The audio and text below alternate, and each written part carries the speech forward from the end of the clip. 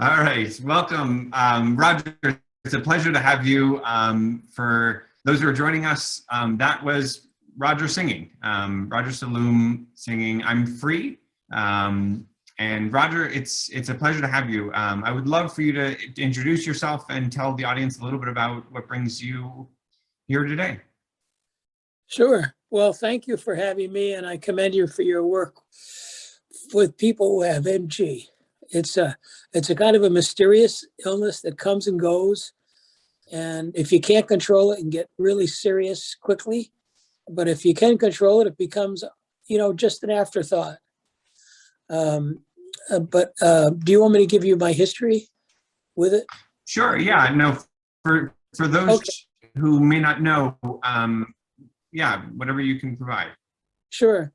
Well, I had gone through some illnesses with my, in my life, and my wife had witnessed a lot of that stuff, and it was terrifying. But we got through it all, and it was okay. And we're kind of healing, and we're all better now.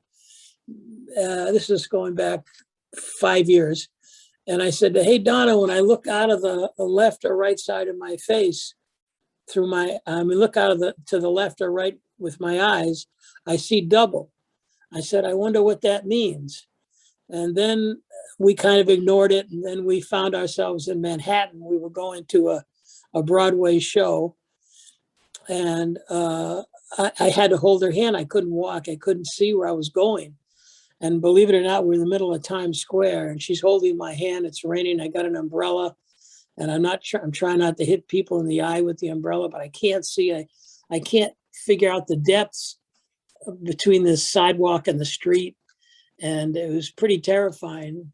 And that night, my wife worked for the DPH, and she was chairman of the board of the Department of chairman of the local board of health in Northampton. And she looked up my symptoms. She says, "I think you have myasthenia gravis." And, we couldn't even say it, didn't even know what it was. And there wasn't a lot of information. And it took us about 3 or 4 days till we linked up with, we saw this Mayo Clinic site where the doctor said, if you manage it, you can have a very normal life and not likely to kill you. So we were heartened by that. And I went to see neurologists at Bay State Medical Center, which is a fine hospital. And they said, "Yes, you had it." They took a while. They did some blood tests took a couple of weeks to get confirmed. And they put me on a drug called pyridostigmine, which was great in the beginning. Had a little stomach pain, but it went away. And then after about 2.5 years, the stomach pain was really, I had one episode where it knocked me to the floor. And I said, "Oh my God, I can't take this medication anymore," because pyridostigmine is a systemic medication. It makes all your muscles respond stronger, not just the myasthenia affected muscles. So if I don't take the myasthenia gravis medication, if I didn't take it, I couldn't walk very well. I couldn't see very well. I see double. I still have fuzzy sight somewhat. And once in a while I have walking problems. But let me just chronologically get you back to where I was. So we started the myasthenia gravis. I did it for about 2.5 years. Then it's kind of funny incident. My couple friends came over and they were smoking pot. And even though I'm a musician, I don't really take drugs or smoke. I don't do anything really for 50 years. One club owner in Nantucket made me smoke pot, and I had a blast. But that in 50 years, or 60 years, that's all I did. I never did anything else because reality is kind of my friend. And I ended up, she gave me a little gumdrop. She had offered it many times. I said, no. And she and her friends went off and they were giggling and getting stoned. And I went over to watch TV, and Jurassic Park 2 was on. And I watched it for an hour and a half before I realized I never turned the sound on. And I said, "Oh my God, I'm stoned." It's like 1968 all over again. And I had a big chuckle. And that night I had no symptoms. And I said, "Wow, what does that mean?" So I continued with the pyridostigmine, but I also took the pot gumdrop around the same time as I took it the day before. And again, there was no symptoms. And then I did it for a week, no symptoms. I said, "Oh my God, Donna, we felt it was a miracle." Now, my wife's a hard-nosed medical person. She's got a degree in microbiology, and she's pretty tough. She deals with, she dealt with, as a DPH liaison officer, she dealt with universities and municipalities and hospitals all the time. And she said, "It's working." And we both agreed it was like a miracle. And I went to Bay State and tried to talk to them about it, and they kind of were dismissive and didn't want to talk about it. And I've decided recently that I'm just going to switch, see if I can find a neurologist who will guide me a little bit. But I've actually done it all myself, being a guinea pig for the THC. And now basically almost all the time I have no symptoms. I don't take any of the pyridostigmine anymore. I just take basically 7.5 milligrams every night before I go to bed. I also don't get stoned anymore. I don't get high or goofy or silly, but I have a good night's sleep. And in the morning, I don't have any resentments or anger. And then early in the morning, I'll take another 2.5 milligrams. And that's really all I take. And I don't do anything else. I never touch the pyridostigmine because the pain was just really excruciating. And I feel sorry for the people who are taking a lot of it. I heard of a guy who his heart is getting stiffer and stiffer, kind of, that's the term I'm using, because the pyridostigmine makes his heart work really hard I don't know what it's doing to him, but it's going to kill him. And I tried to talk to his sons and say, "Look, I got something that will change him." But I haven't really gone public except once, because my wife said, "Look, you don't know if it's going to work for other people. You shouldn't talk about it." And even though it's legal in Massachusetts and I have a lot of access to the medication, I haven't said anything, but I really feel some people are suffering. Indeed, Roger. No, more than some people. I mean, it's a huge number of people. With many severe illnesses across the board, cannabis has shown that it's helpful exactly in the same kind of way that you've discovered it. A lot of people are fed up with their options. They feel limited by what the choices are that they're given, and they seek their own kind of path. And for some people, very much like you, cannabis is helpful. I mean, of course, not for everybody, but it's often quite as dramatic as it has been, for you. For those who are watching who might not understand what myasthenia gravis is, if it's okay with you, Roger, I'd want to explain a little bit about the illness itself, Sure. what the symptoms are, how people treat it, sort of just to gloss over at a high level. As with most illnesses, the manifestations of any illness are somewhat individual, but there's some things that are similar. Sure. As you had alluded, myasthenia gravis is a medical condition that affects the muscles, including the muscles that control breathing and your eyes, but it can be muscles all over the body. In extreme cases, in what are called myasthenia crises, the muscles that control breathing can weaken, and sometimes people need a ventilator to continue breathing. And these things, the prevalence, the number of people that are affected by myasthenia gravis is between 14 and 40 out of every 100,000. So it's about 100th of 1% of people have myasthenia gravis. Unfortunately, Yeah. a rare disease, but really quite scary. It affects people usually, under age 40 to begin with. And essentially, the body is producing antibodies. It's an autoimmune problem. The body produces antibodies to the location where nerves meet muscles. That's called the neuromuscular junction.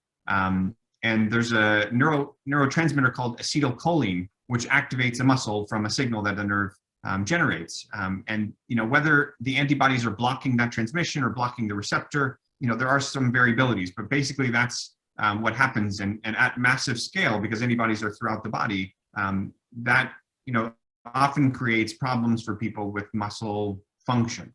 You know, what you described as blurry vision, there are muscles that control your eyes. And if they're weakened, you're not going to see as clearly. For the muscles of your eyelids, sometimes people's eyelids droop. You know, as you described, sometimes people have trouble with the muscles that help you walk. You know, it really can be any muscles, and oftentimes people have different muscles that are affected. Myasthenia is diagnosed, you know, in the doctor's office by a physical exam, by a neurological exam. There are some blood tests and some other breathing tests and some imaging that can help. And, you know, it's treated, as you said, with pyridostigmine, you know, is the initial therapy that's very common. There are other therapies, you know, these days you can treat symptoms with the medicine that you used. You can also treat the abundance of antibodies, that immunosuppressive agents, agents that reduce your immune system or stop it from overacting, can also be effective. There are some short-term get out of a crisis options, you know, that kind of binds to the antibodies. And surgical treatments are also relevant. You know, folks, when we're young, we have a gland called the thymus that usually goes away as we get older, but in folks with MG, sometimes that can grow and can have problems. So, you know, surgery is one of the tools that we use to treat myasthenia. But actually, in the case of cannabis, you know, cannabis is one of the stronger anti-inflammatory medicines we have as humans. It's quite a bit stronger in some cases to steroid medicines. And very likely the fact that you've been taking this anti-inflammatory agent that's very strong is helping to keep these antibodies at bay. So that's likely the mechanism of cannabis, but there are probably other, well, there certainly are other mechanisms which also help. One of the ways that cannabis functions also is to act as a signal check. When a nerve is passing forward, there's a check on the last nerve that hit that the nerve is functioning properly. And if, you know, obviously in MG, if it's not working properly, there's a feedback mechanism that also is activated. But to come back to you, Roger, I would love to hear your impressions, not only of cannabis before you started. What were you worried about? What did you have concerns about before you were using? And then how your thoughts are now looking back on that.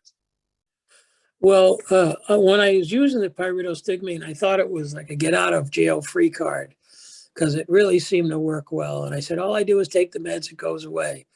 But then it got more complicated. And I think it was causing, you know, muscles are like elastic bands, kind of. Their default position is to contract and sit, you know. And they were constricting a lot. And my stomach was really bad.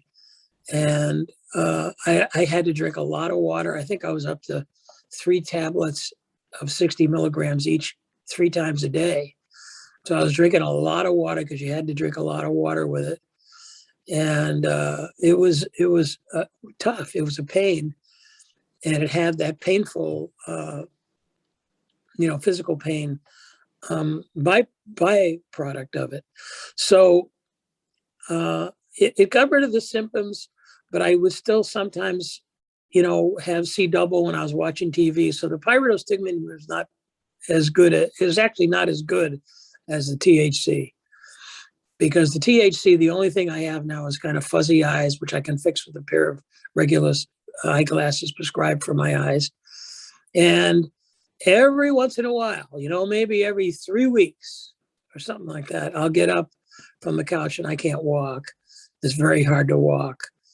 And kind of taking more THC doesn't help it at that point. So I take a nap. I try to take a nap every day around 2:30, and, you know, between 2 to 4, but sometimes I don't take a nap at all. And I wanted to tell you specifically what I did every day so that you guys could have an idea. Are there other people listening here? Of course, yeah, the whole world is listening. This will go on YouTube, and anybody who wants to watch and is curious about myasthenia gravis and cannabis will hear you. Okay, great. Well, what was I going to say? So before I go to sleep, this is what I learned that works. And this is going to sound weird. I take that much of THC every night, and then I take an ibuprofen, and then I take a little 2.5 milligrams at night. I actually cut up the little cubes with a knife, and I take that in the morning, and it cures me. And also, this is the weird part. I have a son who's disabled, and I take care of him, and he really gets me crazy because he's emotionally disabled.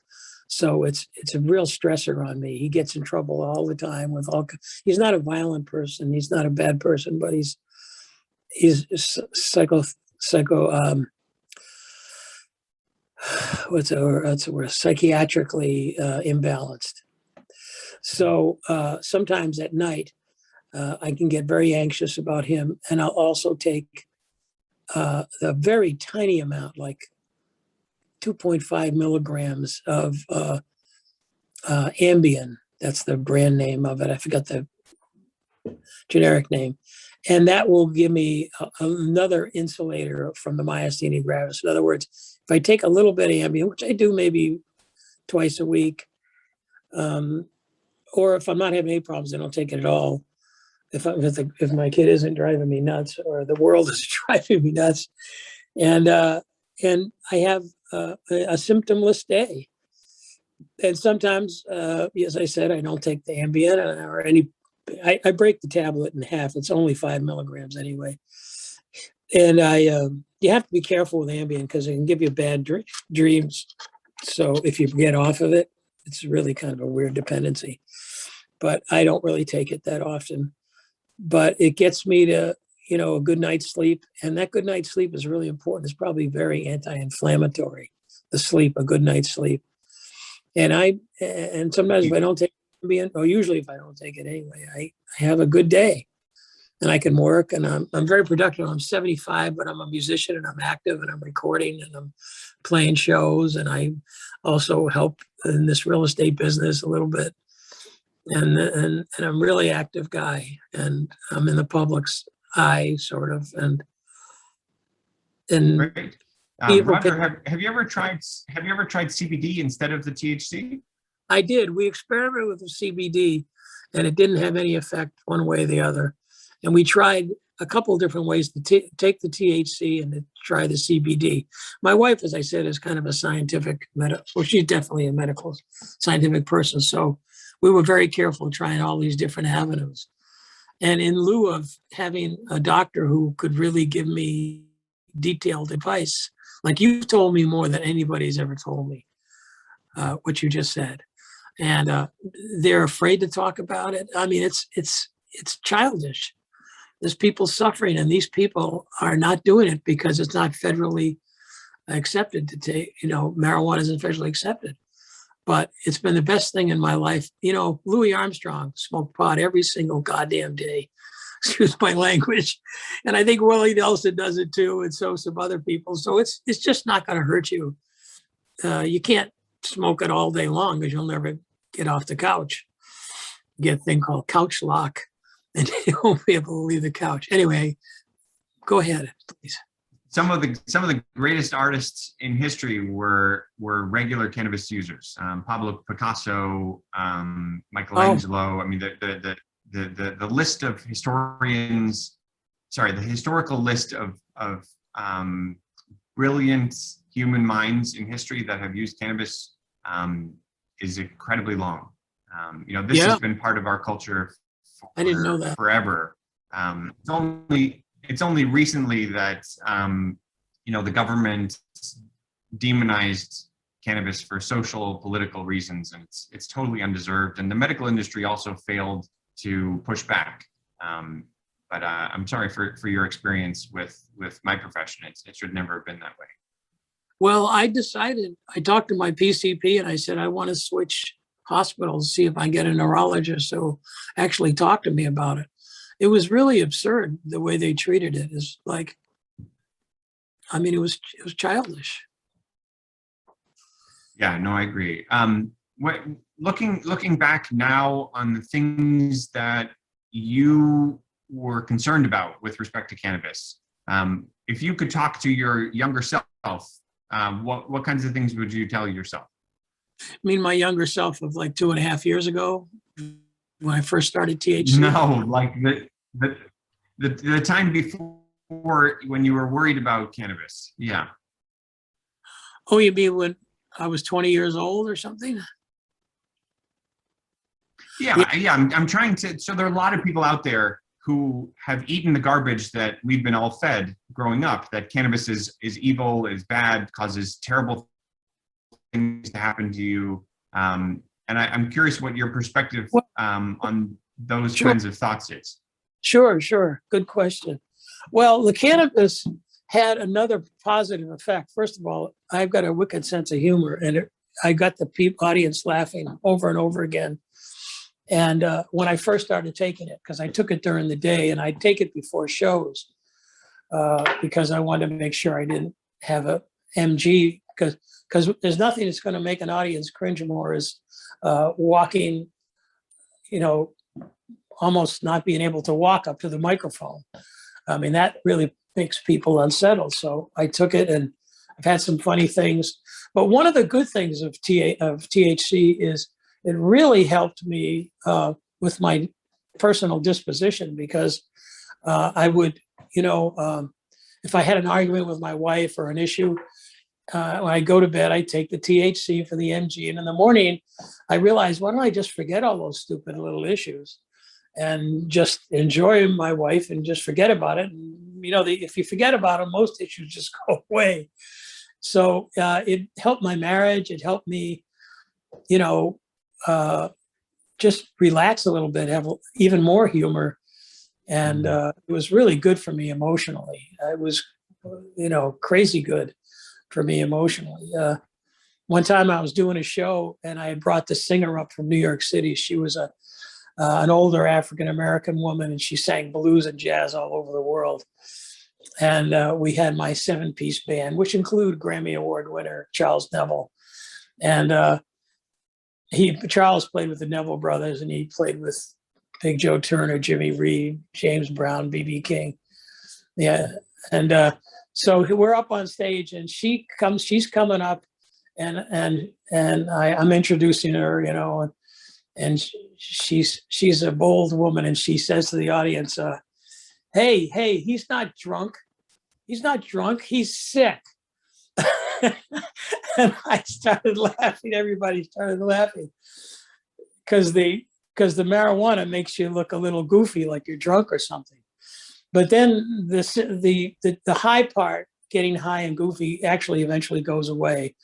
But the redemptive, remediative qualities of the THC against the MG continued. So I said, well, this is the best of both worlds. And it's been really great. I mean, it's been a miracle. It's a miracle. And I've really had some serious discussions with my wife. Why don't I go public on this and tell people who could benefit so they don't suffer from this semi-mysterious disease? And she kept urging me not to do it because some people, and finally I said it once. I do online shows sometimes. And I said it once, but I've never said it publicly. But it's negligent, criminal not to share this remedy.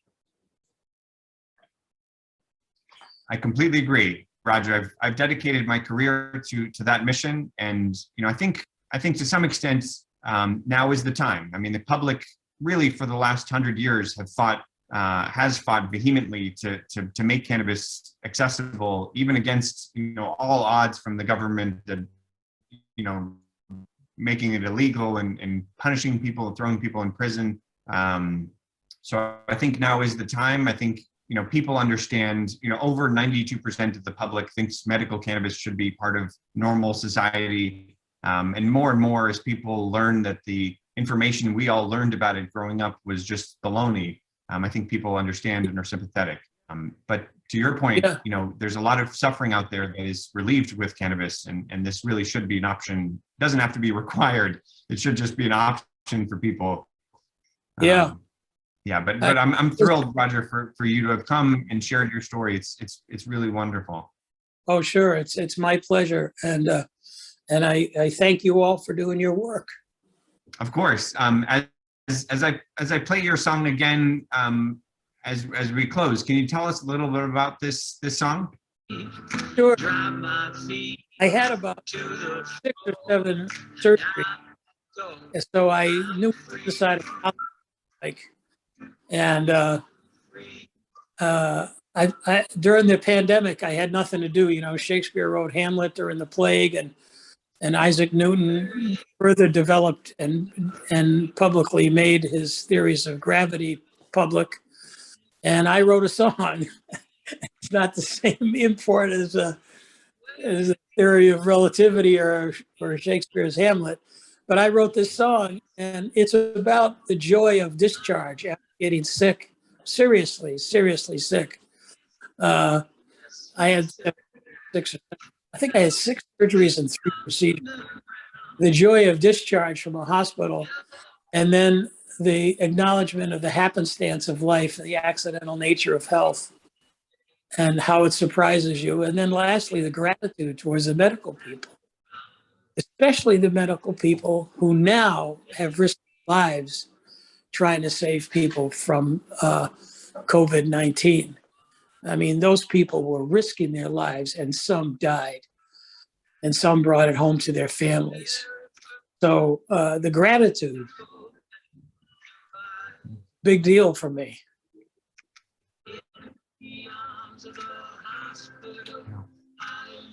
Wow, Roger, it's very powerful. Thank you so much again for sharing and spending time with us. I really hope we can reconnect and have another chance to meet you. Maybe have a live show that we can give our audience. It's really been an honor, Roger. Thank you so much. I appreciate it. Oh, thank you. Have a good day.